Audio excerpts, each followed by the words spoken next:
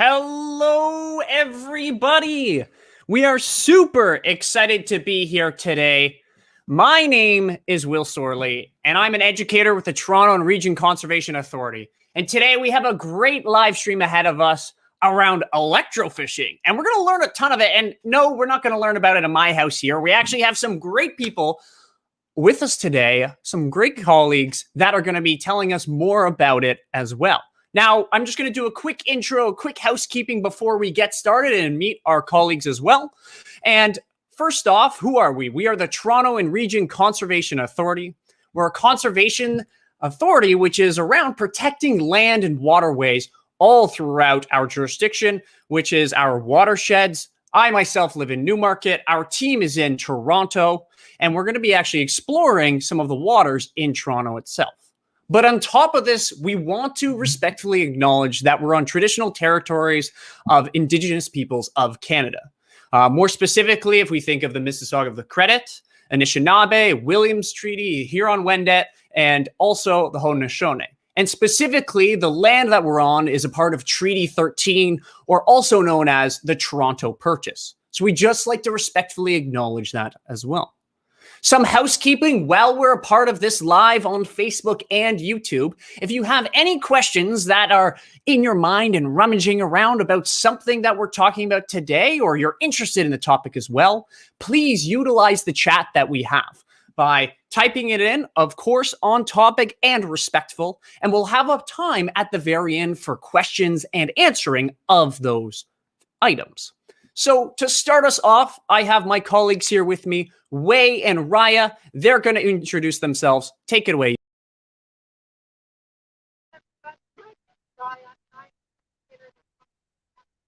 You are muted, Raya. Oh, you are muted. Oh, okay.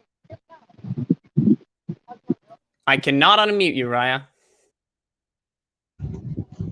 I had to unmute myself. Sorry about that, guys. So I'm Raya. Pleasure to meet everybody. And I am an educator with Toronto and Region Conservation Authority. And Wei, why don't you introduce yourself? Hi everyone, my name is Wei. I'm a graduate student studying environmental sciences and a member of TRCA's Youth Council. Excellent. So tonight we are going to learn all about a process that Toronto and Region Conservation Authority has been conducting or involved with for at least 30 years, and that is the process of fish monitoring using electrofishing boats. So we're gathering information about populations of fish in Lake Ontario, the different trends, so are the populations increasing, decreasing, what kind of species do we have in Lake Ontario, and all of that can help us understand how healthy is the lake, especially in the Toronto Harbour area. So first of all, I'm going to introduce us to Rick to really delve a little more deeply into why we do fish monitoring. Rick Portis is the Senior Manager of Environmental Monitoring, and let's hear from Rick. Hi, good evening, everyone. Hi, thanks, Raya. Yeah, one of the reasons we look at fishery in the Toronto Harbour, surprisingly enough, a lot of people don't realize that there's a lot of fish in the Toronto area, and including the Toronto Harbour. And one of the reasons we look at the fish in the Toronto Harbour is that, like Raya said earlier, is that we like to check the health, we like to check the diversity, and also if there's any contaminants as well. But for the most part, we really, when we really delve into it, we have to look at different fish species for the type of habitat that we produce. Toronto Region Conservation Authority and its partners actually create a lot of fish habitat in the Toronto Harbour and in and around the Toronto Islands. And as part of that habitat creation, through our regulatory and also our monitoring programs, we want to see what kind of fishery is actually there. So we look at it twofold. We look at the fishery in order to decide what kind of habitat is needed, and then we'll design and put the habitat in place. And then the second is that after we put the habitat in place, we go and check the fish to see if they're actually in fact there. When we get approval from a regulatory agency such as the Department of Fisheries and Oceans or Ministry of Natural Resources, it will tell us to look and make sure that the fish are there, and that we when we actually build the habitat, that the fish are actually in place. And this is one way that we go out and look and prove that the fish are actually there. Fantastic. Thank you so much, Rick. There's a lot more that goes into fish monitoring than just catching fish, right? There's a lot of reasons behind it and a lot of information that it can give us. So let's start learning about the process of how this fish monitoring is actually conducted. We're going to turn you over to Wei, who will give us a tour along with one of the monitoring staff of the electrofishing boat. All right, so here we are. This is the TRCA's electrofishing boat, and I'm here tonight with Bryn. Hi, Bryn. Hi. So, do you want to introduce everyone to yourself? What do you do? Yeah, so my name is Bryn. I am a crew leader with the Aquatic Monitoring and Management Group. I specifically work along the lake and inland lakes in the Toronto region. Sweet. You captain a really interesting looking boat. So, can you tell us a little bit about it? Like, what's this here in the water now? Yeah, so that currently the water is one of our anodes. So basically the way the boat works is that we're putting a mild electrical current into the water to temporarily stun fish species. Once they're stunned, they get drawn to the boat, and we have two netters at the front of the boat that will capture them and then bring them inside the boat into a live bowl of water. We do standardized transects along the Toronto waterfront, so 17 minutes with a standardized electrical current to make sure the data is consistent. Is that damaging to any other wildlife? Like if there are ducks or turtles or something else in the water, are they affected? It does not impact other wildlife, such as ducks, but if we were to see a beaver or a mink, it would be damaging to them and we do turn off power. Every person on the boat has a pedal that they are in control of if the electricity is going. So if the circuit is broken, the electricity will stop. Oh, neat. Sounds very safe. Yeah, so after you've here we have some ducks in the water now, but we don't have the current going on right now. So after you net them at the front here, what happens? Yeah, so the netter would net the fish, spin around, and we'd have a staff member at the live well. They would also have a pedal to ensure safety. The fish would then be dumped into our live well. We have water recirculating throughout the transect to make sure that there's fresh water. So those would stay in there until we're done, and then they'd be processed once the run is completed. It looks like a pretty tight space. Do you ever get like really full? It does sometimes get really full, but it's quite large, and if we were to overfill it, we would have to stop the run. It might be a dumb question, but do you ever get like, I don't know, the big fish eating the really little fish in there? No, usually not. They're usually pretty good about it. I guess it's a little bit stressful, right, for the fish to be caught and dumped like that? Yeah, the current doesn't impact them for a long time. Even you'll notice when we're fishing, although they start swimming towards the boat, they're not immobilized. They're still moving, and they're not hurt, and we get them out of the water immediately and brought into the boat. And this is not an electrical current being put through this water. That makes sense, yeah. The continuous current might be a little bit much. So how long do they stay in this before they're processed or before they move on to the next step? So each transect we have the same start and end points just to keep our data standardized. They're 1,000 seconds, about 17 minutes. And then once we're done that, we'll ID, weigh, and measure, which you'll see a bit later. And how often do you run the same transect? Like how often will you return to the island? To the island, we do night fishing every 2 weeks in July and 2 weeks in October, and we do the same sites to be able to compare data, and also at night to see the different species that come out at night, specifically like walleye, for example.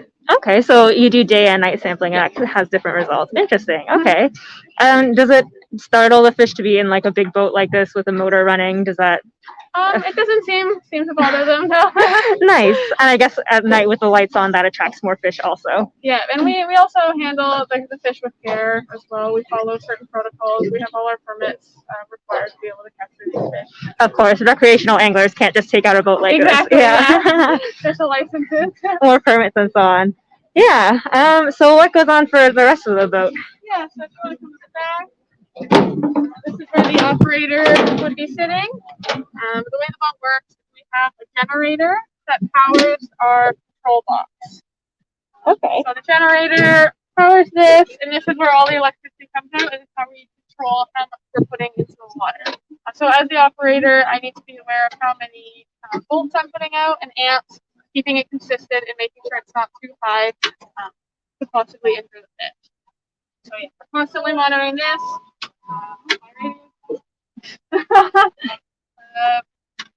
Yeah, so we're constantly monitoring it to make sure everything's standardized so the data is. So is there, I guess, a distance radius around the anodes for how far it'll stun the fish? Yeah, so it goes about 3 meters deep It's 3 meters wide, but for 10 Nice. I think that's about all we wanted to show you on the boat, unless, Bryn, you have other ideas? I think that's about it. All right, thanks, Bryn. I'm going to turn it over to Ryan now for a look at where they're processing fish. Over to you. All right. Hello. So did I unmute myself this time? I'm going to double check here. You're good, Ryan. I did. Perfect. Thank you. So we are now going to take a little tour of some fish on the processing boat and see what the next steps are here.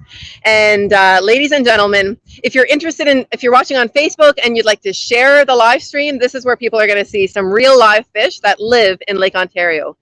Once I get on the boat, I'm going to be in close proximity to a couple of the staff. So I'm just going to put my mask back on and we are going to check out this lovely vessel. TRCA monitoring boat. This is actually named after one of the first CEOs at TRCA, Toronto Region Conservation Authority, who was a real advocate for monitoring and really saw the value of environmental monitoring. And so this boat is called the Ken Higgs. And we're going to step on the boat to meet with Matt here, who will introduce us to some of the fish species. Just going to step over this chasm. Dun, dun, dun. Very dangerous work that I do with the live streams here. And hello, Matt. So Matt is one of our environmental monitoring staff. And Matt, what are we going to do here? So we're going to take a look at some of the fish that the electrofishing boat went out and caught for us. Like Ryan said, this is the processing boat when we do our electrofishing surveys. They'll bring the fish back, and then we'll put them here in the bonar box, and then we'll sort them into smaller bins based on species. So they were able to catch us quite a variety of species here. So we have some good diversity. Yeah, we'll start separating them into the bins.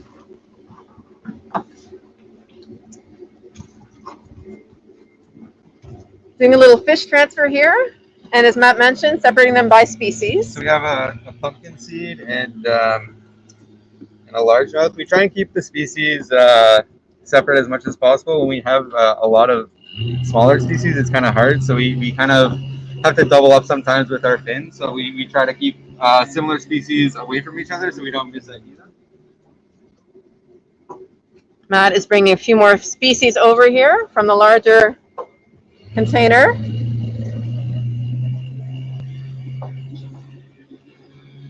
We're going to learn a little bit about how we can identify different species and why one would be a pumpkin seed, while one might be a largemouth bass, and so forth.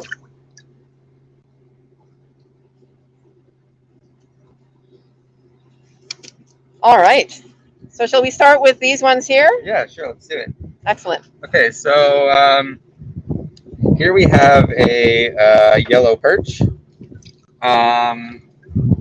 So this is a yellow perch. You can see it has two separate dorsal fins. This is one of the key ID features on this fish. It also has very long pec fins here, as you can see. When we're identifying fish, we try not to ID them based on color. So we try to look for these key ID features instead, because sometimes the fish will actually be washed out and you won't be able to see those key features. So we can, whenever we're processing, what we'll do is we'll ID the fish and then we'll take a length and weight. So and I saw you put the fish back in the water there for a moment. What was that for? Just because I've been kind of holding it out of the water for a little bit, and I still have to take its length and weight. So I just want to make sure that it can get some air. Excellent. Yeah. All right. So getting some data here. Yeah. So whenever we do our weights, we always take weights in grams. So on this boat, it's kind of hard. It may not zero properly just because we are on a boat and waves are constantly jarring the boat. So and it's floating between 3 and 7 grams, roughly. Yeah. So what do we see there, audience? 132. The fish did a little jump. I don't want it to hurt itself or him or herself. So 132 looked like a number that came up a few times. Okay, sweet. and then what we'll do is we'll take a length, and here we do total length and not fork length, and we take our measurements in millimeters. So Okay, so instinctively I wanted to say, well, that's just under 8 inches, or that's Yeah. 20 centimeters, or just under 20 centimeters. Yeah. But so that's actually 198 millimeters. excellent. And put that guy back. Well, look at another fish. I just want to let everybody know that we're actually recording this data. So we've got Michael over here, and we'll show you what the recording sheet looks like in a moment. But he's capturing all the data that we're assessing or getting here. So here we have a largemouth bass. So some of the key ID features on this guy are that it has 2 dorsals as well. These ones are actually attached though, and they're separated, or not separated, sorry, but they are deeply notched. So I don't know if you guys can see that there, but you can see that notch in between the 2 dorsals. Sorry, I'll try and get a better view. We saw it for a moment. Yeah. There you Perfect. go. Yeah, we can see that notch in the middle. So that's one of the key ID features, and then another one. This guy's very squirmy. Another one is the maxillary. So in largemouth bass, it'll actually extend past the midpoint of the eye. So you can kind of see that goes past the midpoint there. Largemouth, there's a very similar species with the smallmouth bass, so it's easily to misidentify them. So instead of looking for that classic black stripe along the... Yeah, I was going to say, I always look for that horizontal line. So you can kind of see in this guy right now, there isn't much of a stripe. Can't really hold on to him though. So that's why we don't really want to make sure, or we want to make sure that we're not IDing fish based on color, because sometimes they are a little washed out and you can't see that distinctive stripe. All right, to the scale. So I didn't check it zeroing out, but now it's sitting at about, what are we looking at here? Oh, sorry, it's at, yeah, it's zeroed at around 0 to 6. And 52 to 57 grams. Okay. Little range there. And then again, we'll take the length. So what we got here? Looks like 153. Nope, 155 millimeters. Millimeters. Perfect. Okay. All right. So another species here. This is our pumpkin seed. If I can get them. So this is a pumpkin seed. You can see it has 2 dorsal fins, a spiny and a soft rayed dorsal fin. So this guy is, as you can see, really colorful. Can I ask you a question about the dorsal fins? Yep. You said there was a spiny. It looks like one dorsal fin. Yeah, so it is, but there's a little, I think there's a little notch in between the 2. But they have different qualities to them. Yeah, so this is a rayed dorsal fin, so it's a bit more spiny. So you kind of want to be careful that you don't get poked when you're handling these guys. And then this is a soft one, so you can do that, but on here you'd hurt yourself. Okay. It's a beautiful, beautiful colorings. So another one of the key ID features is on the operculum. So like their ear flap, you have this nice orange color. Excellent. Yeah. So you can grab. We caught some other bigger species, so you can take a look at some of those.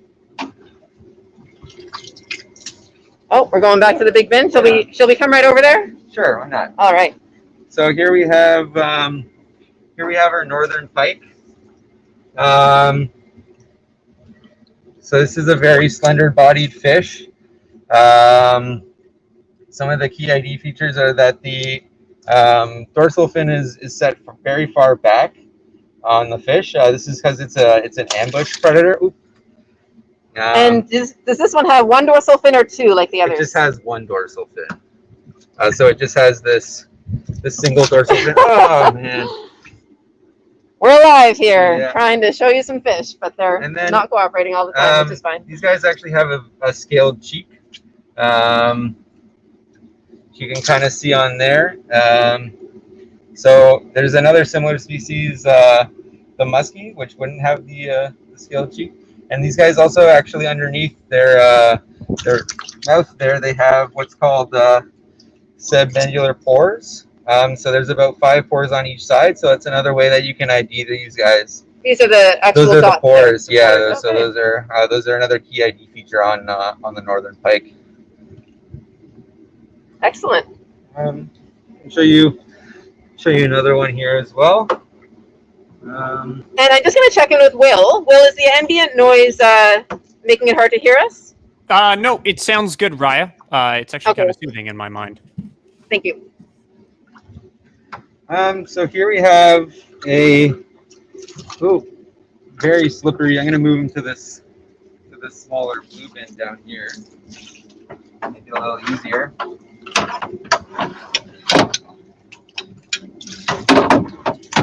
So here we have one of my favorite fish, actually, the bowfin. Very slippery.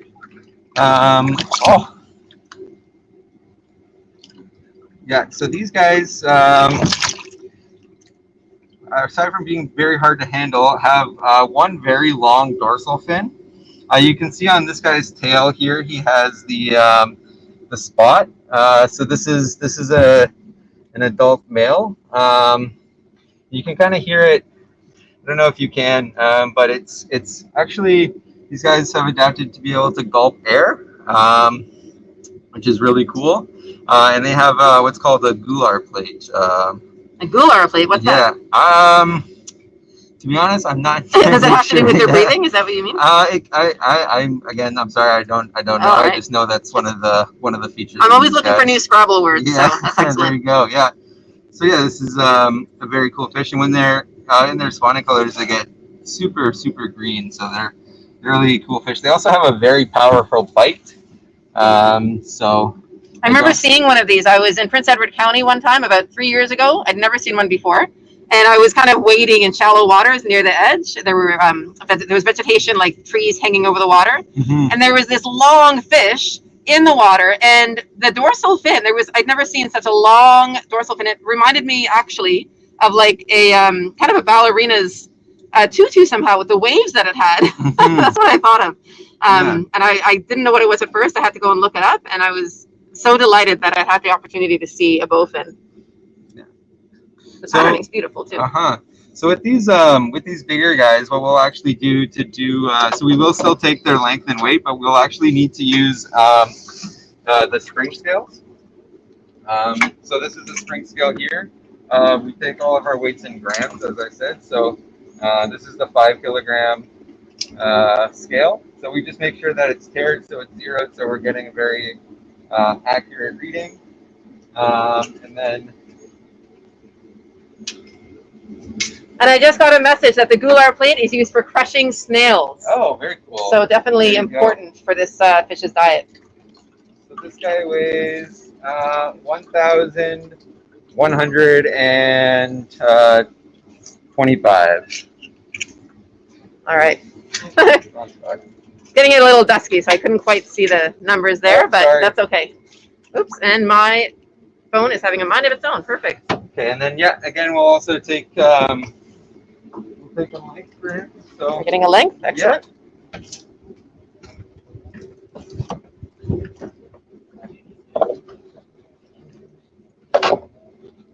Do you keep him in the net? Yeah, It's easier that way. Some of the bigger species, we just keep them in the net, just because it is a bit tough sometimes to get the weight, and then harder to handle them. And this guy's been so slippery that I don't want to drop them. So you can see there, it's about 455 millimeters. Excellent. Do we know if this is male or female? I always have trouble calling animals it. I want to call them like he or she or they. This one is a male.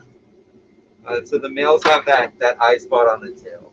Oh, right. You mentioned that earlier. Excellent. Yeah. All right.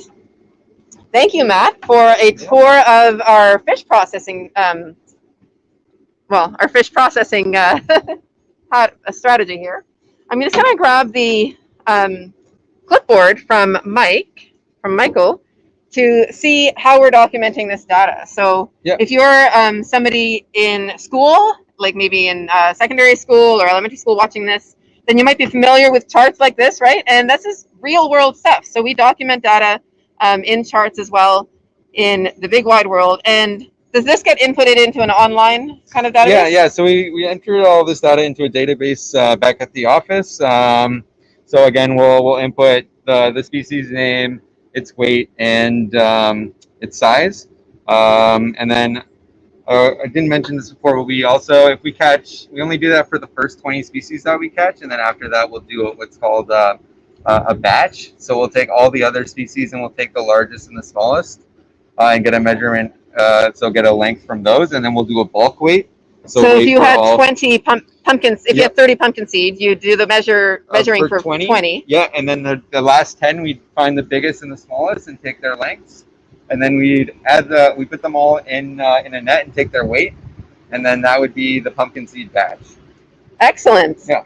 And it looks like we just did a sampling tonight, but usually you'd have a larger fish catch, or is this? Yeah, so we'd have, sometimes we have like multiple pages. So this sheet here, the fish collection record only counts 20 fish.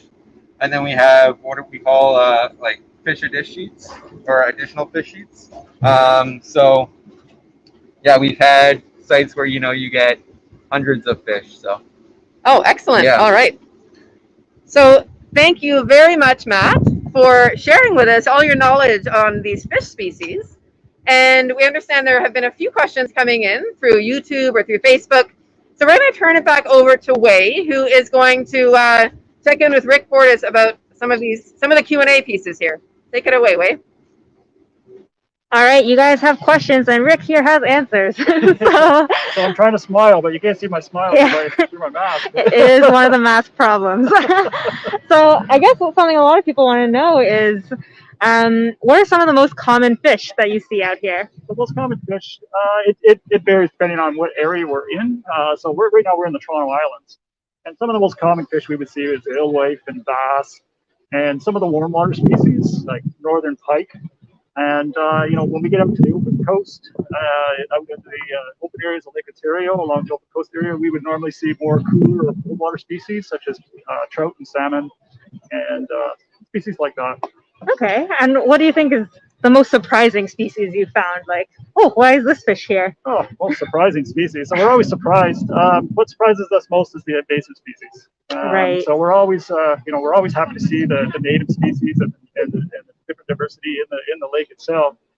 But what surprises us most is the invasives, and we've run into some pretty nasty ones, including Asian carp in the past. And so we actually have a surveillance program where we look for Asian carp, and it's under contract with the Department of Fisheries and Oceans, and they ask us to go out and look through the Toronto area and the Toronto Harbor for specifically for Asian carp species. Are there any measures in place to limit the spread of Asian carp that people should know about? So right now there are some measures, but right now we're in a monitoring program or a monitoring phase of that. So we're looking at doing monitoring for early detection. So that's the first phase of it. If we actually find out that we have an invasion of Asian carp, then other phases will actually kick in. Okay. People also want to know, have you caught any sturgeon? Sturgeon. So we actually haven't caught a sturgeon with our surveys themselves, but we do have records of sturgeon in the harbor, and they've been caught by consultants, and specifically specifically off the Ashbridges Bay area. So we have seen sturgeon out there. More questions. Have there been any recent records of American eel recorded? Yeah, so you may not know it, but we're actually out 2 weeks, and so we're just getting started tonight. So we would normally we'll run probably till 1 or 2 o'clock in the morning. Oh, wow. And so just actually on Monday, 2 American eel were actually caught out to the east. And so we do catch them, absolutely. We catch them randomly throughout the different areas. American eel, they like a whole bunch of different types of habitats. So we catch them around rocks, and we catch them in mud, we catch them in vegetation. So it's kind of a random thing. It's we'll catch them every once in a while. Yeah. The electrofishing boat going off in the background there. I'll stand over to it for a sec. Bye, crew. Those guys couldn't wait to get away, so they're on their way out. So they're heading out to do some more runs, and we'll see them a little bit later with hopefully some more fish. That would be awesome. What's the largest common carp TRCA has ever electrofished and recorded around the Toronto Island? Oh, so you're probably really testing my memory. I've seen common carp up to 35 pounds, so 15, 16 kilograms. So Wow. they get quite big. Yeah. Loving the questions, guys. Keep them coming.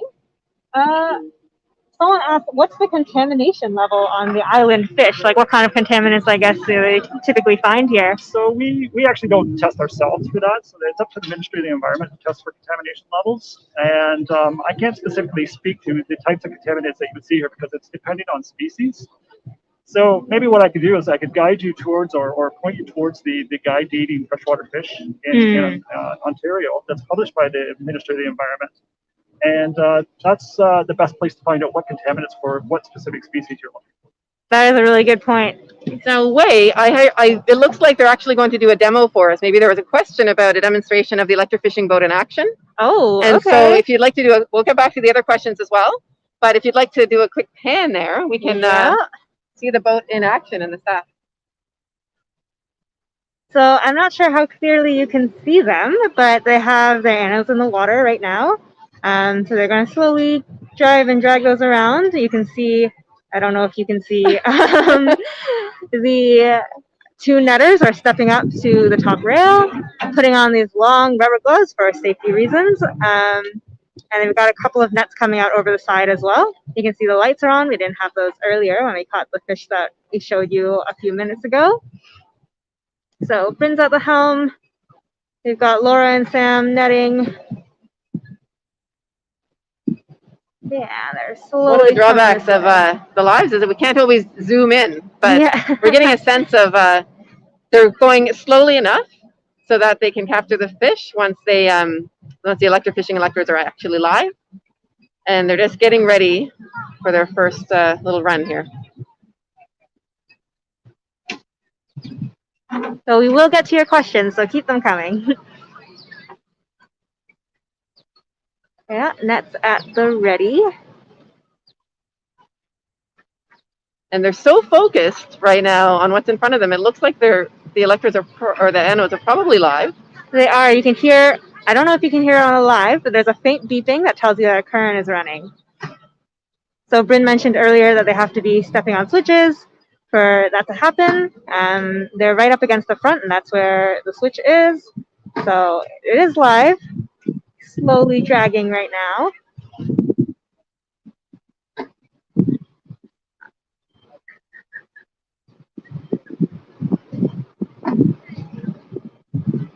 I guess there is a bit of a misconception from people who've never done this work. I know I was a bit confused before I went out on the boats with them that, you know, if you just drag current through the water, the fish will just be shocked and come up and it'll be a really easy catch. But that's not really the case. You do have to drive around for a little bit like they're doing now. And you might go long periods without catching anything. All right. So that was our electrofishing boat demo. The Night Heron 3 is the name of that boat. And we'll come back over to Rick for questions. Okay, a brief question break to give Rick a bit of a break. But now we are back and he's ready to answer more of your questions. So someone asked, how often do you electrofish in a year? So we electrofish 3 times a year. So we do spring, summer, and fall. And for the most part, we concentrate a lot on the summertime. It's been standardized for the last 30 years, and so that's the longest data set that we have. It started way back in 1989 was when we started this, and perhaps even earlier than that. Oh, wow. That's what we have. The longest data set is from 1989, longest continuous data set. We also do a lot of work in the fall as well, because that's when the larger cold water species start to come in. So we see a lot of the salmonids, so Chinooks and coho and Atlantics. So Atlantic's a big deal. And that's when they start running up the rivers as well. Neat. I realize I'm like nodding along to everything Rick says, but no one can see it. I can see you. Well, so many questions. I love it. Ryan asks, do fish sink or float when shocked? Does it change for species? So that's a great question, and absolutely does change depending on the species. So for the most part, they do float. As soon as they're shocked, they come shoot right to the surface of the water, and our netters are able to grab them. But there are certain species that just sink like a rock. So and one of them in particular that I can think of is gobies. So gobies tend to sink, so they're very hard to catch, but we know that they're there. But as soon as they're shocked, they go to the bottom and a little tougher for us to catch. So it does change for species. That's really interesting. Yeah.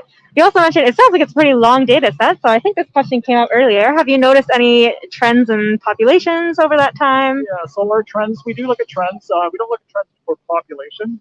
We leave the population estimates up to our partners with the Ministry of the province. So the entire Ministry of Natural Resources looks at population and population estimates. Right. But we look at trends. So we look at diversity trends and different types of species that are used in our areas and our habitat. And the reason we look at that is that, sorry, we got partiers going by. Yeah. So we're working and people are partying behind us. So with our trends, we look at trends because again, it comes back to designing fish habitat or monitoring or measuring performance of fish habitat. So that's the type of thing that we rather look at in population. It makes sense. Yeah. There's a question, is there any plan to bring back fish habitat to the mouths of the Humber River and Etobicoke Creek? So there is already a bit of fish habitat in the mouth of the Humber River. So it's a technique we call estuary hooks. So it was put in probably about 6 or 7 years ago, and it was a series of rock habitat that was put right at the mouth of the Humber, right up against the man-made shoreline that's there, or the seawall that's there. And so basically what it did was it added a bit of relief to the shore or to the river mouth itself. And we actually got some great data. We actually have a scientific paper that has been written around that as well, and shows a really huge difference in the type of species that are there, and an increase in fisheries as well. That's really cool. It might be a bit too much to ask, but do you remember the title of the paper or the first author off the top of your head? If someone wanted to look it up. I don't. You'd have to. We'll get that set there. We'll put that on Facebook. Yeah, we'll do some behind the scenes and post additional links for anyone who's interested. Another big question, can we eat any of the species that were shown? You certainly can. So you can eat a lot of the species that we catch in Lake Ontario, but I always put that with a disclaimer telling you that you should go back to the Ministry of Natural Resources Guide to Eating Freshwater Fish, and it's published specifically for that, for anglers who catch fish and want to eat them. Yes, I also want to add that the guide isn't just for which fish you can eat, but how much of each fish you can eat. That's absolutely true. Yeah, so definitely a good resource to check out. Also, some curious people want to know, Rick, what's your favorite fish? Favorite fish? Oh, I always come to my favorite fish. Actually, you know what's very cool is the bowfin. So the bowfin that we were showing earlier, that's actually a very unique fish. It's kind of prehistoric looking. It actually is prehistoric. It was around with a lot of people say it's around with the dinosaurs, but I don't think it's quite that old. But it is very unique. With the hard gular plate in its mouth. It's not typical of what you'd normally see in a fish. Eye spot on the tail. They turn bright lime green when they get ready to spawn. They can live in all types of habitat, but they really like warm water in areas where the fish don't like to hang out. So, and it's actually a major predator. It's a predatory fish that we have in the harbor, and a lot of people don't even know that we have it here. I think because they can't eat it, right? You can probably eat one if you want. Oh, well, there you go. Yeah. Someone wants to point out, last year they saw some salmon in the Don River just south of Lawrence. So are there salmon in the Toronto area rivers? There absolutely is. So we have a major salmon run in all the river systems in the Toronto area within the 9 watersheds of the TRCA, except for maybe the Minico, which has a major barrier that stops salmon from moving up into the upper waters. But all our major rivers absolutely have a great salmon run. Humber being one in particular, the Don, Duffins Creek, Carruthers also gets a run. And this is probably a good time to also plug our salmon festival. Yes, as well. absolutely. So TRCA has a huge salmon festival, and it's specifically geared towards the salmon run in the middle of October. So keep your eyes on that. If you're not subscribed to TRCA's mailing list, now's the time. And that's all the time we have for questions today.